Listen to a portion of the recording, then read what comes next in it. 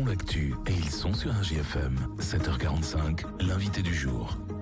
Après 17 représentations de Ceci n'est pas un hold-up en 2023-2024, la troupe de théâtre amateur des Bouches à Oreilles revient sur les planches.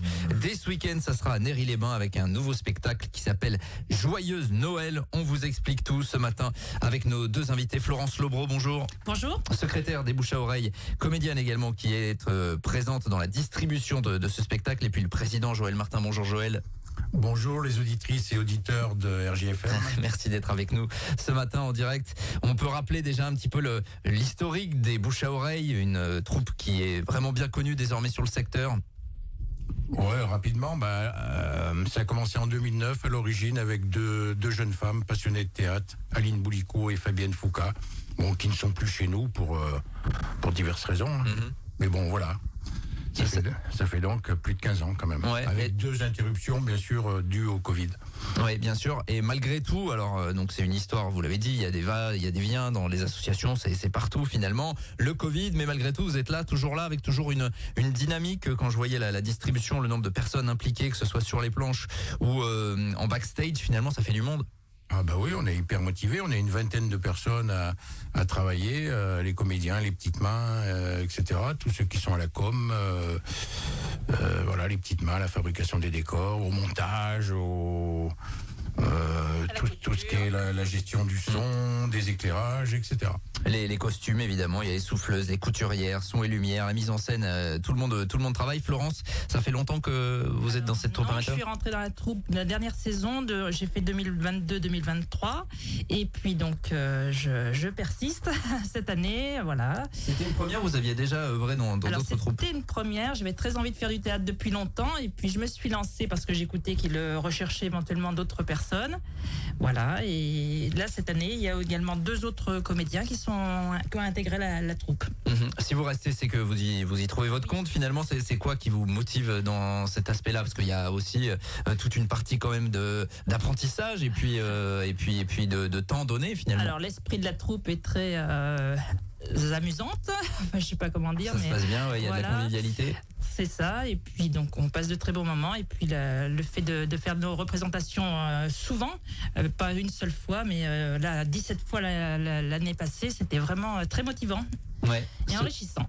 17 représentations de Ceci n'est pas un hold-up en 2023-2024 avec vous allez notamment dans la Creuse, à l'autre bout du département, également près de Vichy, près de Moulins. Ça veut dire que le bouche à oreille, et c'est là qu'on peut en parler, il fonctionne très bien.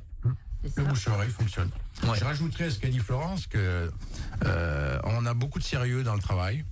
On est amateur, oui, ce que vous dites, c'est qu'on est amateur, mais ça n'empêche pas qu'on veut faire de la qualité. Ah, complètement, oui. On fait une répétition par semaine, et depuis 2 mois, on a doublé. On fait 2 répétitions par semaine pour être au point, parce que des fois notre metteur en scène, Alain Dumonté, voudrait peaufiner les choses, et voilà pourquoi. Mais on est toujours prêt à trouver une deuxième date dans la semaine pour se retrouver ensemble. Parce que tout le monde, j'imagine, ou en tout cas certains d'entre vous ont une activité professionnelle, donc il faut arriver quand même à se caler. Donc c'est en fin de journée. Florence travaille, et il y en a 2 autres. Ouais. Du coup, Florence, il faut se organiser, il faut jongler entre la vie professionnelle et le théâtre amateur. C'est ça. Alors c'est vrai que des fois les soirs on est fatigué, mais une fois qu'est partie la représentation, on peut aller jusqu'à 23h avec du tonus. Ouais, bien sûr. Oui, puis ça nécessite quand même de la concentration, ça use de l'énergie, tout ça, bien évidemment. Donc on l'avait dit, Ceci n'est pas un hold-up, c'était la dernière pièce. Là, vous revenez avec Joyeuse Noël. Expliquez-nous comment s'est fait le choix de cette pièce-là qui sera jouée à partir de demain à Néry-les-Bains.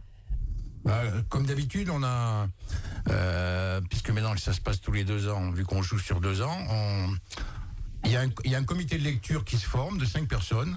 Ils ont pour mission de lire un maximum de pièces, et puis au bout du bout, d'en retenir que 2. Et une fois qu'ils en ont retenu 2, on fait une réunion plénière, et puis on choisit l'une des 2. Alors là, la majorité. Voilà. Qu'est-ce qui vous a plu dans celle-là, donc Joyeuse Noël, qui est une pièce de Viviane Tardivelle et Olivier Touranchot, et qui sera jouée dans les prochaines semaines? Le comique de situation, et puis le nombre de comédiens. On voulait jouer à 9 comédiens, donc voilà, c'était déjà important. Et Oui, les personnages sont atypiques, sont hauts en couleur. Donc, oui, ça a été retenu à l'unanimité. Hein, même, il y avait une personne réticente, mais sur toute la troupe, tout le monde avait choisi ce texte. C'est quasiment la première fois, oui. Alors c'est vrai qu'au début, quand ils choisissent les pièces, il faut tenir compte du nombre de comédiens qu'on désirait jouer. Donc là, il nous fallait une pièce pour 9. C'est pas toujours évident, mais bon... Ouais, c'est ça. Alors j'imagine que parfois il y a des textes qui vous plaisent bien évidemment, mais ça colle pas finalement avec ce que vous êtes, avec le nombre de comédiens. Complètement. Et ce qui est le plus difficile, c'est on peut pas jouer une pièce où il y a des rôles de jeunes. Parce que malheureusement, il manque des jeunes. Il manque des jeunes chez nous. Bon, on essaye, mais on n'arrive pas à recruter. C'est compliqué, quoi. Voilà. C'est difficile, l'engagement des jeunes. Ça peut se faire. Le rajeunir, c'est un peu plus compliqué. Ah, effectivement, ou alors il faut que vous embauchiez des chirurgiens, des choses comme ça, mais ça va coûter cher à la troupe. À 7h51 ce matin, on peut lancer l'appel s'il y a des jeunes qui veulent se lancer dans le théâtre. On sait qu'il y en a qui potentiellement ont des qualités. On en connaît quelques-uns ici et qui pourraient monter sur scène. Il faut évidemment s'engager, il faut aussi de la disponibilité, bien évidemment, et ça peut poser problème parfois, mélanger avec les études, mais ça restreint peut-être un petit peu vos capacités. Alors une fois le choix de la pièce fait, ça remonte à quand en termes de calendrier? Vous l'avez choisi quand ça? En juin 2024. 4, oui. Ouais, non, mais non. On est mais non, on est en 2024. C'est là. En juin 2023. Non, on est en 2025. Oui. Voilà, ouais, c'est compliqué. Hein. Ouais, il est tôt, c'est pour ça aussi. Puis vous êtes concentré sur la pièce de théâtre. Ouais, il y a quasiment un an. Une fois qu'on choisit, après on se lance dans les répétitions à partir de la rentrée, j'imagine. Septembre. Comme les scolaires. Comme les scolaires, on démarre, on vient avec son petit cartable. Voilà. C'est ça, et la motivation. Normalement su. Déjà entre juin et déjà pendant l'été. Normalement, ça serait l'idéal. Ouais. Florence, vous avez bossé pendant l'été dernier, du coup? Pas beaucoup, j'ai un petit rôle. Vous avez un petit rôle. Mais bon, c'est important, hein, parce que c'est du boulot tout cela, bien évidemment. Comment se fait la distribution également des rôles? Est-ce que des fois il y a des débats là aussi sur la distribution des rôles? En juin, le metteur en scène en fait a choisi là cette fois-ci. Oui. C'est lui qui a tranché, il a dit je te vois mieux là, etc. Oui, il nous a demandé notre avis d'abord, mais après a pensé que telle situation était mieux adaptée à une personne. On est toujours, comment on va dire ça, sur du théâtre de boulevard. L'objectif c'est d'avoir des situations comiques, les traditionnels quiproquos, c'est des choses qui marchent et c'est ce que le public attend finalement. Complètement, oui. Nous, c'est notre registre. Ouais. Les gens nous attendent là-dessus. Bien sûr. Le rire, on en a manqué avec les années Covid et tout, donc voilà. On sait que c'est important évidemment. Alors est-ce que vous pouvez nous faire en voilà quelque chose en 30 secondes, 40 secondes, le pitch un petit peu de cette histoire Joyeuse Noël de Viviane Tardivelle et Olivier Touranchot, et puis dans un instant on va parler de l'organisation parce que vous allez être au théâtre de Néry dès ce week-end. Alors j'en dis pas trop. Non, il faut ça pas. Se passe dans une bijouterie de luxe dans les beaux quartiers parisiens et Monsieur Louis en est le propriétaire. Il commence sa journée aidé de son employé Noël qui a pas sa langue dans sa poche. Et Anne-Charlotte de Montaigu, une de ses plus fidèles clientes, est là avec Norbert, son chauffeur, pour faire ses achats de fin d'année. Tout est tranquille. Enfin, presque. Le quartier se retrouve bloqué par des manifestations. Donc il faut vite fermer la boutique car cela commence sérieusement à chauffer à l'extérieur. Malheureusement, donc la bijouterie est assaillie par des personnages plus ou moins recommandables, en fait, qui cherchent refuge le temps que les manifestants se calment. Mélangez tous ces personnages, ajoutez-y Corinne, la voisine, qui est venue soigner tous les petits bobos de ces rescapés des manifs, et vous obtenez une comédie où les va-et-vient sont incessants, le rythme soutenu par des personnages hauts en couleur. Voilà, vous l'avez bien vendu, Joël, ce matin en tout cas. Alors on a bien compris le dispositif manifestation. On imagine ce à quoi vers quoi ça renvoie, et notamment parce que vous deux, vous allez jouer le rôle de Gilles et de Jaune. Gilles et Jaune, vous avez compris le petit jeu de mots, bien évidemment. On n'en dira pas plus, bien sûr. Mais c'est surtout de la rigolade. Hein. C'est vraiment pour passer un bon moment, c'est pour se détendre cette pièce-là. On est des racailles de banlieue, donc dans cette bijouterie, on dénote bijouterie de luxe, ça fait. On n'est pas bling bling, nous. Vous n'êtes pas bling bling. En tout cas, c'est à découvrir. Donc avec un calendrier qui est déjà bien établi. Vous commencez par du fort, hein, le théâtre de Néry. On vous pose la question à chaque fois, mais c'est toujours un plaisir évidemment de revenir dans cette salle qui est magnifique. très beau théâtre. Complètement, oui. On adore jouer là-bas.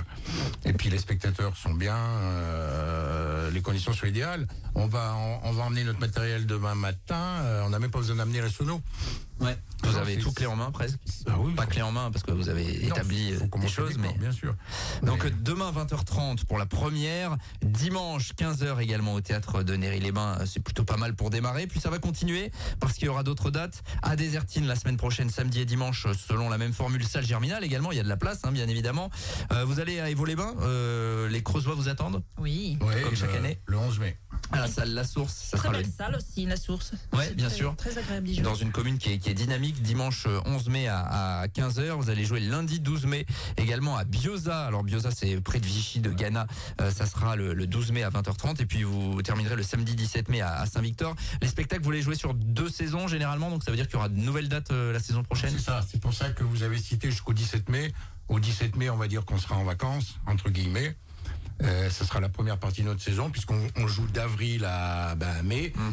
Après, on va être un petit peu en vacances. On va reprendre nos répétitions en septembre et on va rejouer à partir de début novembre.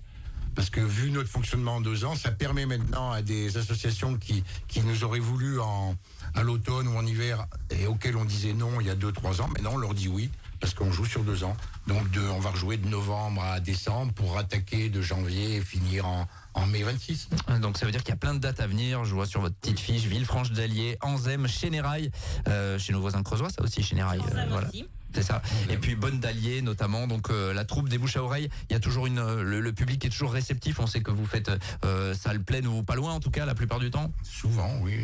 Oui. Non mais vous pouvez le dire. Oui, plus de 100 personnes à être chaque trop modeste. séance. Oui, À souvent. Désertine, oui, à Néry aussi, on fait souvent le plein. Il y a un public, n'hésitez pas en tout cas à aller les voir. La première représentation de Joyeuse Noël, vous avez compris, tous les quiproquos et les personnages hauts en couleur que vous allez pouvoir retrouver demain 20h30, dimanche 15h au théâtre de Néry-les-Bains, puis samedi de la semaine prochaine et dimanche de la semaine prochaine, salle Germinal à Désertine, puis au mois de mai à Évaux-les-Bains, à Bioza et à Saint-Victor. Et on était ravis d'en parler avec vous ce matin. On vous souhaite bon courage, il y a un peu de trac. Est-ce que je peux apporter une toute petite Très rapidement, Joël. Très vite.